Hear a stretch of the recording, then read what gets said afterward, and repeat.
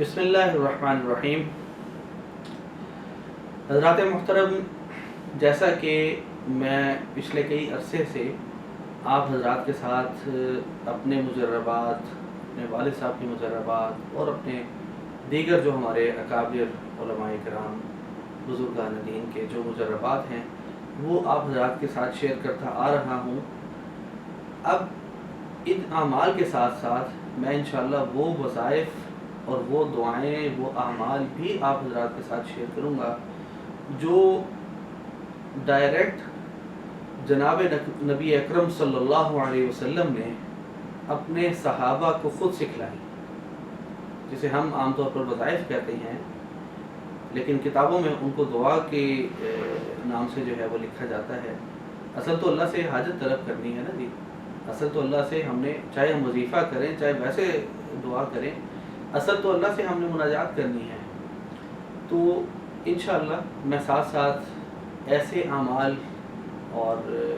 یعنی ایسی دعائیں بھی ساتھ بتلاؤں گا جو آپ صلی اللہ علیہ وسلم نے اپنے صحابہ کو خود سکھلائی ہیں، اور پھر ان صحابہ کے ذریعے ہم تک وہ دعائیں جو ہے نا وہ پہنچی ہیں، یعنی مختلف روایات پہ، مختلف کتب میں وہ الحمدللہ موجود ہیں۔ تو آج قضاء حاجات کے حوالے سے ایک عمل میں آپ حضرات کو بتلانے لگا ہوں، جو کہ آپ صلی اللہ علیہ وسلم نے اپنے رازدار، اپنے انتہائی قریبی اور ایسے رازدار جن سے آپ صلی اللہ علیہ وسلم نے تمام منافقین کے نام ان کو بتلائے تھے، جن کو صاحب السر رسول اللہ صلی اللہ علیہ وسلم کہا جاتا ہے، اور وہ صحابی ہیں سیدنا حضرت حذیفہ بن یمان رضی اللہ تعالی عنہ۔ ان کو آپ صلی اللہ علیہ وسلم نے ایک دعا سکھلائی کہ اگر کبھی تمہیں کوئی پریشانی ہو، کوئی حاجت ہو، کوئی مشکل ہو تو یہ دعا پڑھ لیا کرو، یا یوں کہہ لیں کہ دعا مانگنے سے پہلے یہ دعا، یعنی حاجت طلب کرنے سے پہلے یہ دعا پڑھ لیا کرو، تو انشاءاللہ تعالی جو بھی حاجت ہے وہ بھی پوری ہوگی۔ اور اس کے ساتھ ساتھ یہ ارشاد فرمایا کہ اس دعا کے پڑھنے سے دعا پڑھنے والے کا ایمان بھی مضبوط ہوگا۔ میں سمجھتا ہوں یہ تو زیادہ مفید چیز ہے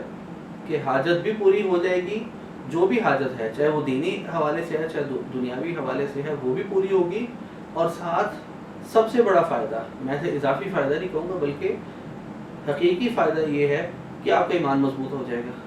اللہ کا مزید آپ کو قرب حاصل ہو جائے گا۔ دعا چونکہ ذرا لمبی ہے، میں اس کو اسکرین پر انشاءاللہ یعنی دے دوں گا، اسکرین پر آپ کو نظر آ جائے گی، وہاں سے آپ دیکھ کر وہ دعا یاد کر لیں، یا دیکھ کر اس کی تصویر لے کر تو وہ دعا دیکھ کر پڑھ لیں۔ صرف ایک بار یہ دعا پڑھنی ہے، دعا پڑھنے کے بعد آپ اللہ تعالیٰ سے اپنی حاجت مانگیں، اور جہاں اللہ تعالیٰ کے قدرت، اللہ تعالیٰ کا جلال، اللہ کی کبریائی اور اللہ تعالیٰ کی عظمت، اور دوسری طرف ہمارا یعنی ہماری عاجزی، ہمارا جسے کہتے ہیں ہماری انکساری ظاہر ہو رہی ہے، یا یعنی ان الفاظ میں، دعا کے جو الفاظ ہیں وہاں پر جہاں پر ایک طرف ہماری عبودیت، ہماری عاجزی، ہماری کمزوری، ہماری انکساری، اور دوسری طرف دیگر الفاظ میں اللہ تعالیٰ کی کبریائی، اللہ تعالیٰ کی عظمت، اللہ تعالیٰ کی یعنی قدرت، اللہ تعالیٰ کا جلال وہ ظاہر ہو رہا ہے، اس سے یہ چیز محسوس ہوتی ہے، بلکہ ثابت ہوگی اور ظاہر ہوگی کہ اس دعا کا پڑھا ہوا ایک لفظ بھی ہماری دعا کی قبولیت کے لیے انشاءاللہ کافی ہے۔ لیکن میں آپ کو یہ یعنی پرزور طریقے سے یہ کہوں گا کہ آپ اس دعا کو لازمی پڑھیں، اور میں یہ نہیں کہتا کہ آزمانے کے لیے پڑھیں گے تو وہ سمجھیں کہ یعنی آزمائی ہوئی ہے، کیونکہ دیکھیں بتانے والے ہیں نبی پاک صلی اللہ علیہ وسلم،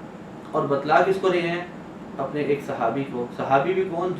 جو حضور کے سب سے بڑے رازدار تھے، سب سے بڑے رازدار تھے، جن کو آپ صلی اللہ علیہ وسلم نے تمام منافقین کے نام تک بتلائے ہوئے تھے۔ اتنے بڑے رازدار صحابی سے آپ نے یعنی اتنی عظیم دعا جو ہے وہ یعنی ان کو سکھلائی اور ان کو بتلائی، تو ان کی بدولت یعنی ہمیں یہ دعا ملی۔ تو اس دعا کو ضرور جو ہے وہ اپنے یعنی معمولات میں شامل کریں۔ انشاءاللہ میں آپ کو پورے یقین سے کہتا ہوں کہ زندگی کے تمام تر مسائل حل ہو جائیں گے، اور سب سے بڑھ کے یہ کہ اللہ تعالیٰ کا قرب حاصل ہوگا، ہمارا ایمان مضبوط ہوگا۔ اللہ تعالیٰ ہم سب کو ان تمام اذکار اور اعمال کے ساتھ جڑا رہنے کی اور حضور صلی اللہ علیہ وسلم کی تعلیمات پر پوری طرح عمل کرنے کی توفیق عطا فرمائے، اور حضور سے سچی محبت کرنے والا بنائے، اور حضور کے صحابہ کا بھی صحیح معنوں میں عاشق بنائے۔ وما علینا الا